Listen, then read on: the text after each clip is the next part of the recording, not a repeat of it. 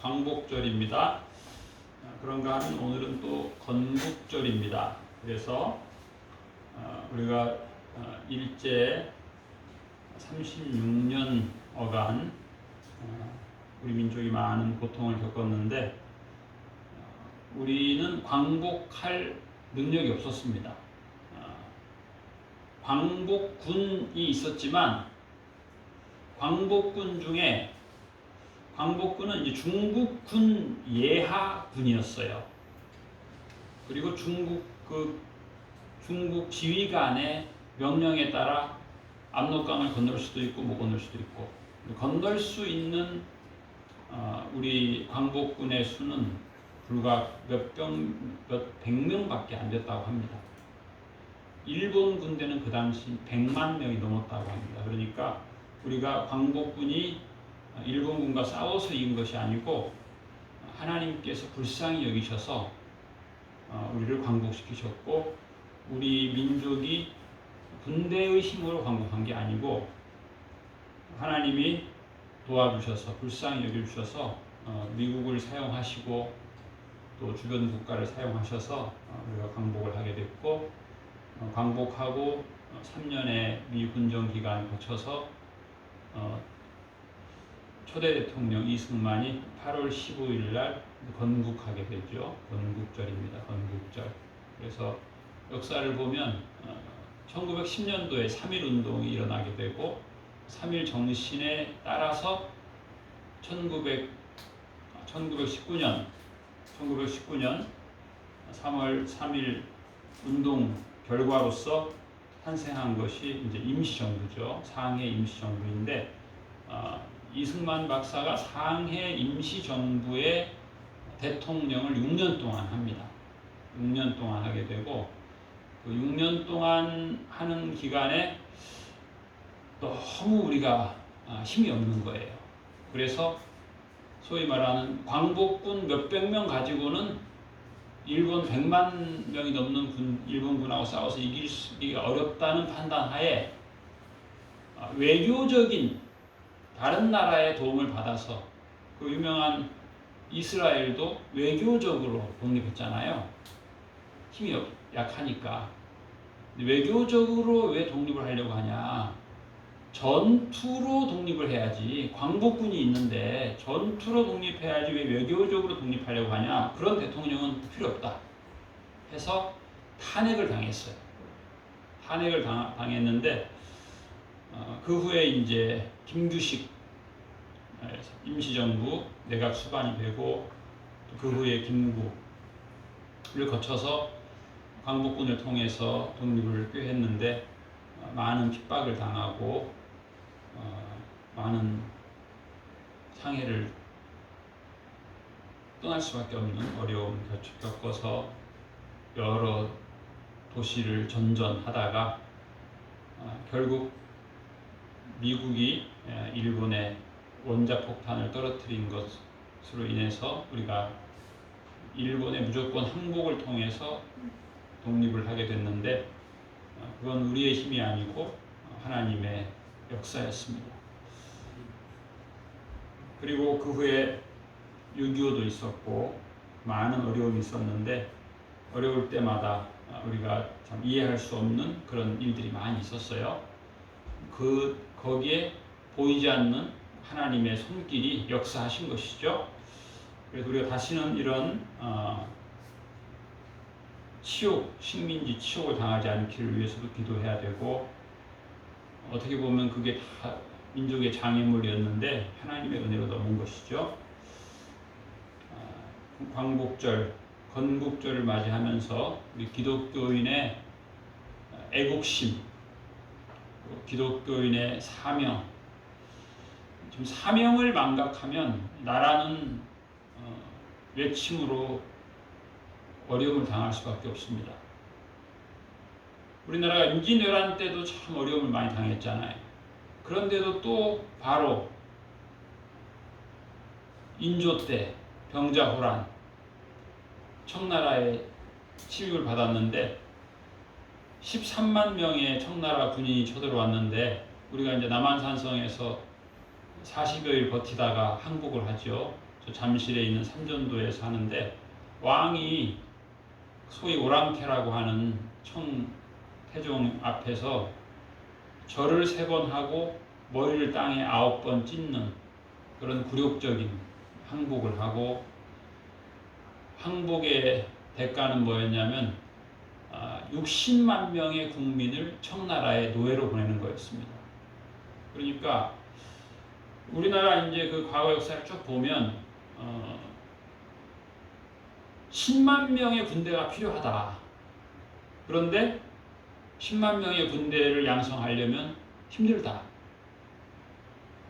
그 결과는 뭐냐면 60만 명의 국민을 노예로 보내는 그런 거죠. 그래서 이제 요즘에도 이런 그 논쟁들이 있긴 한데, 우리가 좀 국방 전쟁 억지력 이런 것을 위해서 우리 기독교인들이 또 나름 사명감을 가지고 일하는 분들이 있어요.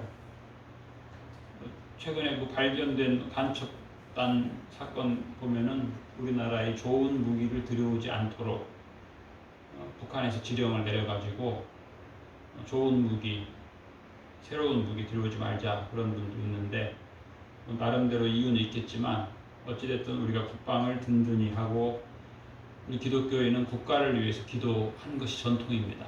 신앙인, 참된 신앙인은 참된 애국인입니다. 애국심이 약해짐과 동시에 신앙심도 약해지게 되는 것이니까 우리가 신앙심이 자랄 수 있는 그런 삶을 살고 있나 점검할 필요가 있습니다. 오늘 우리가 본 출애굽기 말씀도, 출애굽이라고 하는 것은 성경에 이제 유명한 엑소더스라고 하죠. 엑소더스. 에크라고 하는 말은 뭐뭐로부터 나온다는 뜻이고, 호도스라고 하는 것은 이제 그리스 말 길이란 뜻이에요. 당신은 이집트로 모든 길이 통했으니까 이집트를 이제 떠난다 그런 뜻인데, 어떻게 보면 이건 또 해방입니다. 해방. 이집트에서 해방된 거예요. 그래서 하나님은 모세를 통해서 내 백성을 해방하라. 그래서 모세가 하나님의 말씀을 따라서 이스라엘 백성들을 이집트의 노예에서 해방시킨 것이 바로 출애굽기인데, 오늘 말씀은 이제 그 유명한 홍해 도하 작전입니다. 홍해를 건너는 것이죠. 홍해라고 하는 것은 우리가 볼 때는 뭐 별거 아닌 것 같지만, 당시에 바다를 건넌다라고 하는 것은 불가능한 일이에요. 이스라엘 백성에게 있어서는 배가 없으니까. 그리고 이집트의 군대는 강력하고 전 세계 최고의 군대였고, 우리 인생에도 나름 홍해와 같은 존재들, 뭐 병약한 사람에게서는 건강 문제가 홍해처럼 인생의 장애물이 되어서 그런 사람들은 그런 마음을 갖기도 하죠. 내가 건강만 하다면 내가 하나님 기뻐하는 일을 할 텐데, 내가 건강이 안 돼서 내가 하나님 기뻐하는 일을 못한다. 그런 사람도 있고, 또 어떤 사람은 내가 취직만 되면 하나님 기뻐하는 일을 할 텐데 내가 돈을 못 벌어서 하나님 일을 못한다. 그게 이 사람에게 홍해는 거예요. 그걸 넘지를 못하는 거죠. 혹은 뭐 인간관계라든가 다양한 그 장애물의 대표성이 있는 것이죠. 이스라엘 백성에게 홍해는 건널 수 없는 큰 바다입니다. 건널 수 없는 바다. 그러니까 절망하고 원망, 불평하는 것이죠. 오늘 성경 말씀 보면은 이스라엘 백성들이 하는 말이 뭐예요? 12절에 보면은, 자, 우리 12절 다시 한번 보겠습니다. 시작. 우리가 애굽에서 당신에게 이른 말이 이것이 아니냐? 이르기를 우리를 내버려 두라. 우리가 애굽 사람을 섬길 것이라 하지 아니하더냐? 애굽 사람을 섬기는 것이 광야에서 죽는 것보다 낫겠노라. 우리의 오랜 확신이 있다는 거예요. 이스라엘 백성들이 오랜 확신이 있는데, 그거는 옛날부터 내가 말했지 않느냐. 우리 그냥 이집트에서 노예로 살게 해달라. 그리고 우리를 내버려두라. 우리를 내버려둬라. 우리를 인도하지 마라. 우리를 해방하지 마라. 우리를 새로운 곳으로 인도하지 마라. 내버려둬라. 우리나라에도 무슨 말 있죠? 재밌는 말, 비슷한 말 있어요. 냅둬유. 그거예요, 냅둬요. 이것은 모세를 향한 말이기도 하지만 하나님을 향한 말이에요. 하나님 그냥 난 이대로 살래요. 난 이렇게 살고 싶어요. 난 육체대로 살고 싶어요. 난 세상에 속해 살고 싶어요. 그런 마음을 가진 사람이 많이 있어요. 세상을 섬기고 살겠다는 거예요. 세상의 것을, 육체를 섬기는 것이 광야의 훈련보다 낫다는 거예요. 하나님의 훈련 싫다는 거예요. 하나님의 계획, 하나님의 전략 싫다는 거예요. 13절 다 같이 시작. 모세가 백성에게 이르되 너희는 두려워하지 말고 가만히 서서 여호와께서 오늘 너희를 위하여 행하시는 구원을 보라. 너희가 오늘 본 애굽 사람을 영원히 다시 보지 아니하리라. 첫째, 하나님께서 하시는 말씀은 두려워하지 말라는 거예요. 두려워하지 말라. 또 우리가 나름 다 걱정거리가 있잖아요. 걱정하지 말라는 거예요.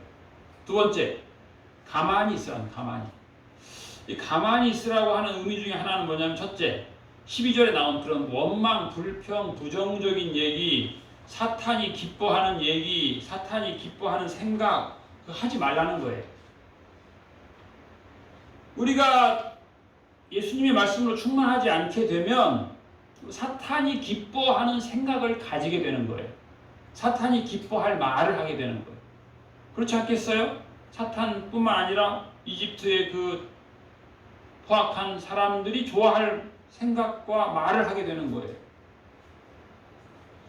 인생이 힘들 때 사탄이 기뻐하는 생각을 하게 되고 말을 하게 되는 것이죠.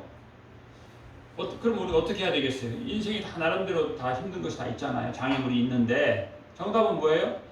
인생이 힘들 때는 하나님이 기뻐할 생각을 해야 돼요. 하나님이 기뻐할 말을 해야 돼요. 하나님은 우리의 말을 듣는다고 말씀하셨잖아요. 그 다음에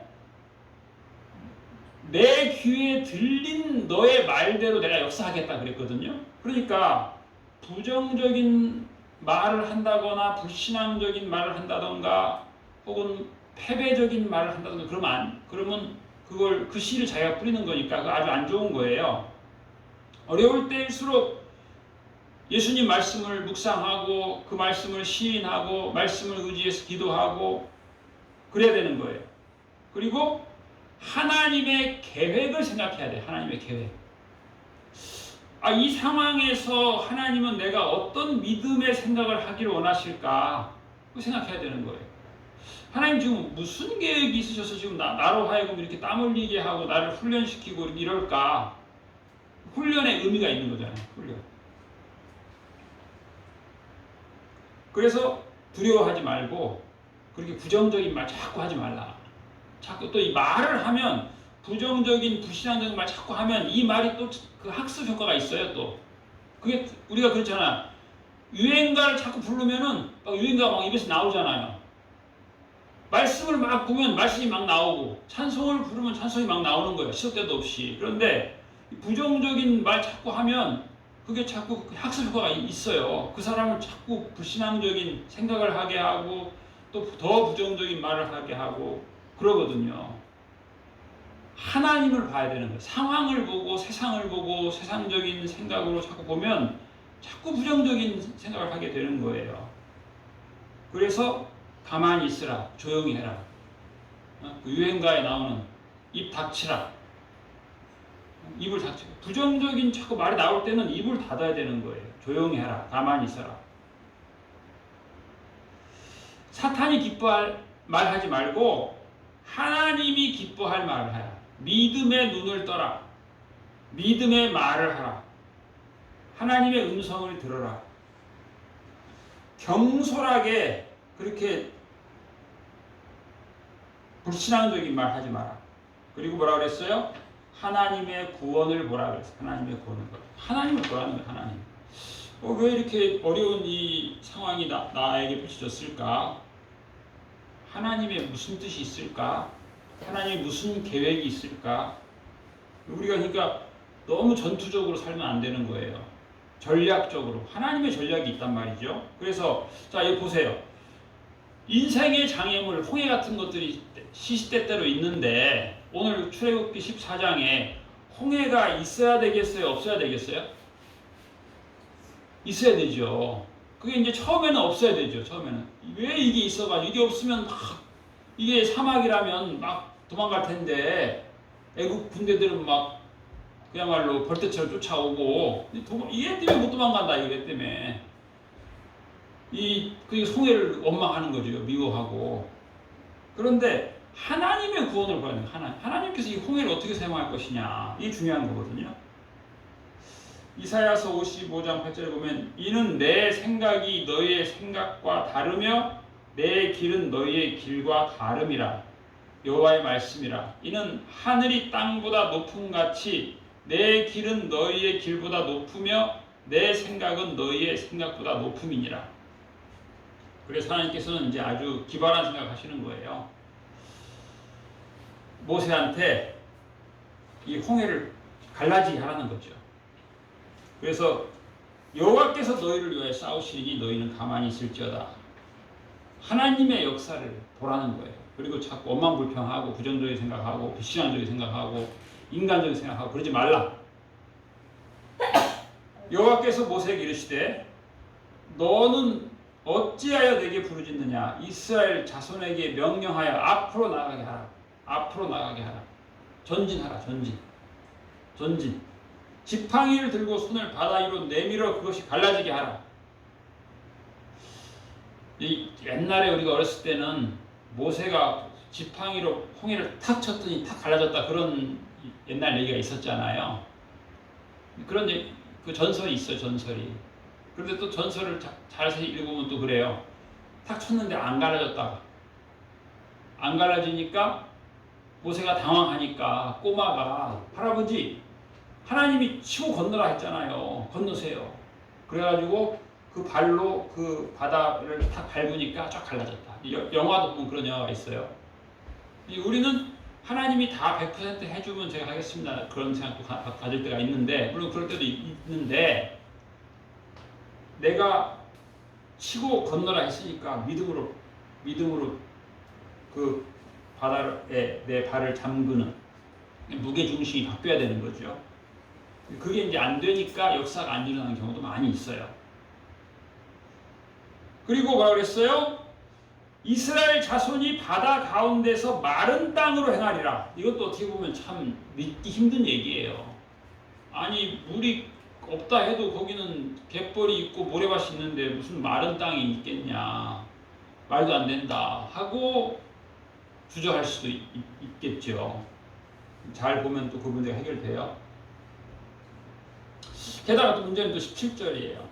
17절 다 같이 시작. 내가 애굽 사람들의 마음을 완악하게 할 것인즉 그들이 그 뒤를 따라 들어갈 것이라. 내가 바로와 그의 모든 군대와 그의 병거와 마병으로 말미암아 영광을 얻으리니.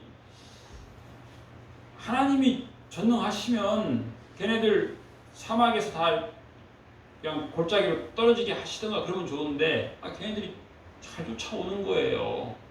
그래서 우리의 마음이 좀 편안치 않은 거지. 이스라엘 백성들이 마음이 편안치 않은 거예요. 자, 그러면 이스라엘 하나님이 이 바로와 그의 그 엄청난 군대가 이 가까이 오지 않게 하는 게 좋겠어요? 가까이 오는 게 하는 게 좋겠어요? 자세히 보면 가까이 와야죠. 왜? 그래야 그 사람들을 다 홍해 바다에 수장시키니까. 그래야 두 다리 뻗고 쉬죠. 안 그러면 걔네들이 또 힘 길러가지고 또 저쪽으로 해서 또 바다를 우회해가지고 또 쳐들어올 거 아니에요. 하나님께서는 그러니까 오늘 이 출애굽 14장은 퍼펙트 게임이에요. 하나님이 이제 퍼펙트하게 하는 것인데 이스라엘 백성들이 믿음이 연약하니까 그걸 못 믿는 거죠. 하나님의 역사를 하나님의 전략이 완벽한데 그걸 못 믿는 거예요. 그래서 마음고생하는 거예요. 자, 18절 보면은 내가 바로와 그의 병거와 마병으로 말미암아 영광을 얻을 때에야 애굽 사람들이 나를 여호와인 줄 알리라. 그러니까 때가 있는 거예요. 결정적으로 하나님이 이들을 다 심판할 그 때가 있는 거예요. 그 때가 되면 하나님이 영광을 얻는 것이고 그들이 비록 죽기 직전에 하나님을 알게 되는 거예요. 회개할 기회를 주시는 거죠. 회개할 기회를. 어떻게 보면 심판의 역사를 통해서 마지막 순간에 회개할 기회가 생긴 거라고 볼 수 있는 거예요. 19절 보면 이스라엘 진 앞에 가던 하나님의 사자가 그들의 뒤로 옮겨가매 구름 기둥도 앞에서 그 뒤로 옮겨. 원래는 구름 기둥이 앞에서 갔어요. 그리고 이스라엘 백성이 따라갔거든요. 그런데 하나님이 아주 가장 적절한 때에 이 구름 기둥을 홍해의 시작점으로 보낸 거예요. 근데 이 구름 기둥이 강력하니까, 먹구름이 세니까 어두워진 거예요. 그러니까 이집트 사람들이 어두워지니까 마차를 달리기 어렵죠. 그 시기가 있는 거예요. 그 시기도 어떻게 보면 그것도 좀 불안해. 이스라엘 백성이 볼 때요. 쟤네들이 활 쏘면 어떡해. 그런데 거기를 하나님이 흑암에 사로잡히게 하신 거예요. 흑암에. 그리고 이스라엘 백성들 앞에는 또 불을 주시는 거예요. 그래서 홍해를 건너게 하시는 거예요. 그리고 바람이 불게 하셔. 바람이 계속 불게 해가지고 그 홍해 바닥을 말리신 거예요. 걷는데 어려움이 없도록. 20절 보면 애굽진과 이스라엘진 사이에 이르러 서니 저쪽에는 구름과 흑암이 있고 이쪽에는 밤이 밝아짐으로 밤새도록 저쪽이 이쪽에 가까이 못하였더라. 이것도 어떻게 보면 예고편이죠. 하나님께서 이집트 군병들을 두렵게 하시는 거예요. 21절 모세가 바다 위로 손을 내밀매 여호와께서 큰 동풍이 밤새도록 바닷물을 물러가게 하시니 물이 갈라져 바다가 마른 땅이 된지라. 간단하지 않아요. 때로 어떤 경우에는 우리가 기도해서 바로 며칠 만에 응답받기도 하는데, 오늘 보면은 하나님이 큰 동풍을, 요즘 지난주 우리가 38도 9도 올라갈 때 그런 때 막 뜨거운 바람을 밤새도록 불게 해가지고 홍해 바다가 갈라지게 하신 거예요. 근데 보통은 이제 그 화가들이 그린 거 보면은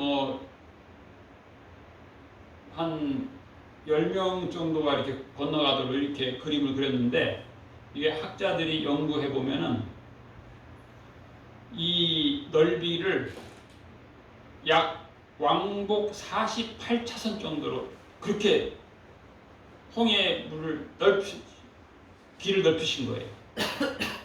오늘 성경 보면 어떻게 되어 있어요? 22절에 보면 이스라엘 자손이 바다 가운데를 육지로 걸어가고 물은 그들의 좌우에 벽이 되니. 이 학자들의 추측에 의하면 그 홍해 바다의 깊이는 최대 15m, 깊이가 15m니까 15m의 물벽이 좌우에 된 거예요. 얼마나 참 신나는 일이에요. 차가운 바닷물이 좌우에 15m가 쫙 서가지고 쫙 벌어져가지고 거기에 왕복 48차선으로 쫙 홍해를 건너가는 거예요. 근데 이집트 걔네들도 쫓아온 거야. 거기를 계속 쫓아와. 어떻게 보면 불안하죠. 계속 쫓아오니까 계속 가는 거예요. 근데 이제 계속 쫓아오는 거예요. 그 길이 이제 그 도하하는 그 길이는 또 한 15km 정도 거기를 이제 되는데, 그래서 그게 가장 적합한 거예요. 왕복 48차선이면은 사람이 이게 딱 줄을 세우면 한 150명 정도가 이제 되겠죠. 150명 정도가 15km를 쫙 온다고 생각해봐요. 그러면 이제 애국 군병들이 완벽하게 이제 홍해로 들어온 것이죠. 그때 이제 하나님께서 23절에 보면 애국 사람들과 바로의 말들, 병거들과 그 마병들이 다 그들의 뒤를 추격하여 바다 가운데로 들어오는지라. 이때도 참 어떻게 보면 믿음이 약한 사람들은 불안하죠. 아니 하나님이 우리만 들어오게 해야지 왜 쟤네들까지 들어오게 하면 어쩌자는 거야. 하나님은 어떻게 타이밍을 못 맞추네. 쟤네들이 탁 들어올 때 탁 물을 막아서 못 건너오게 해야지. 왜 쟤네들 따라오게 하냐고 하면서 막 불평하는 사람도 있겠죠. 근데 이게 믿음 충만한 사람 눈으로 보면 너네들은 죽었다 야 이제. 하나님 때가 되면. 그렇죠. 보세요. 새벽에 여호와께서 불과 구름 기둥 가운데서 애굽 군대를 보시고 애굽 군대들을 어지럽게 하시며 그들의 병거 바퀴를 벗겨서 달리기가 어렵게 하시니 애굽 사람들이 이르되 이스라엘 앞에서 우리가 도망하자.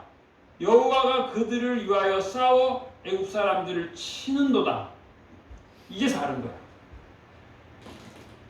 그래가지고 이제 100% 가운데로 딱 들어왔을 때 26절 여호와께서 모세에게 이르시되 내 손을 바다 위로 내밀어 물이 애굽 사람들과 그들의 병거들과 마병들 위에 다시 흐르게 하라.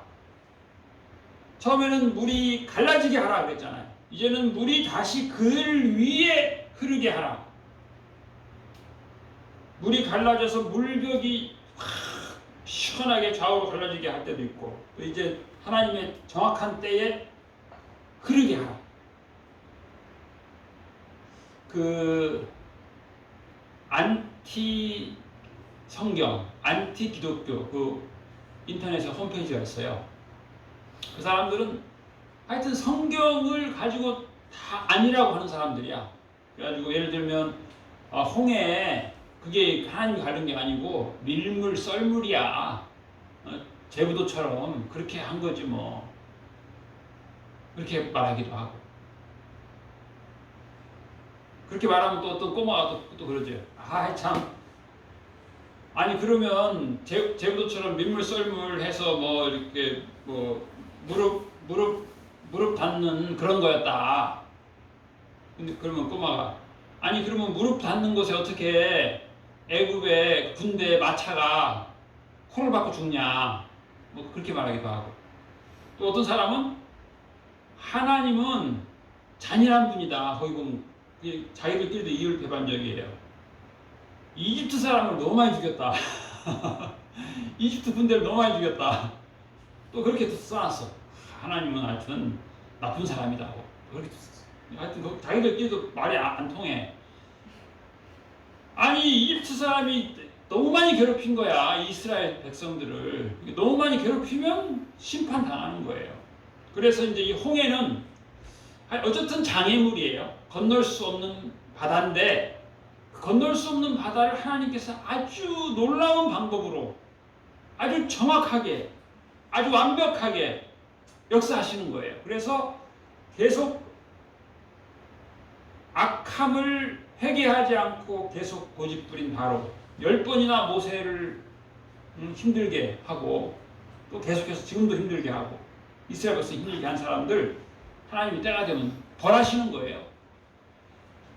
우리 기독교인들이 나름 고민하는 거 많이 있죠. 힘든 거 많이 있어요. 하나님이 때가 되면 다 심판하시는 거예요. 하나님은 구원이에요. 출애굽기 한마디로 얘기하면 하나님의 구원 행동이에요. 구원 역사, 구원 행동. 그 구원 행동의 하나의 그 부산물, 결과물 중에 하나가 그 홍해, 지금도 어떤 사람은 그 홍해 바다에 가서 이 이집트 마차 바퀴를 발굴하는 사람들이 있어요. 그걸 꺼내서 보여주고. 저도 나중에 여유가 있으면 한번 꺼내볼까 생각하고 있습니다. 그래서 다시 이제 27절 모세가 곧 손을 바다 위로 내밀매 새벽이 되어 바다의 힘이 회복된지라 애굽 사람들이 물을 거슬러 도망하나 여호와께서 애굽 사람들을 바다 가운데 엎으시니 28절 물이 다시 흘러 병거들과 기병들을 덮되 그들의 뒤를 따라 바다에 들어간 바로의 군대를 다 덮으니 하나도 남지 아니하였더라. 이 하나님의 역사는 이중성이 있어요. 구원과 심판이 같이 이루어지는 거예요. 기도 응답과 기쁨의 응답과 심판의 응답이 같이 이루어지는 거예요. 그래서 지금 완벽한 거예요. 그 완악한 파라오, 이집트 병거, 군대 하나도 남지 아니하였더라. 29절 그러나 이스라엘 자손은 바다 가운데를 육지로 행하였고 물이 좌우에 벽이 되었더라. 놀랍죠? 하나님의 구원 역사예요. 그리고 하나님의 심판 역사예요. 그러니까 여러분 기도하는 거 있죠? 하나님이 응답하실 때 악한 자를 심판도 같이 하시는 거예요. 우리는 희한한 기쁨을 맛보게 되는 거예요. 하나님께서 역사하실 때. 그러므로 홍해는 한때는 참 원망스러운 거였어요. 홍해는 그야말로 우리나라 유행가처럼 바다가 육지라면 정말 그랬을 것 같아. 바다가 육지라면 얼마나 좋겠냐. 근데 이렇게 지나고 보니까 그 바다가 육지가 아니고 홍해인 게 얼마나 그 장애물이 얼마나 감사한가를 알게 되는 것이죠.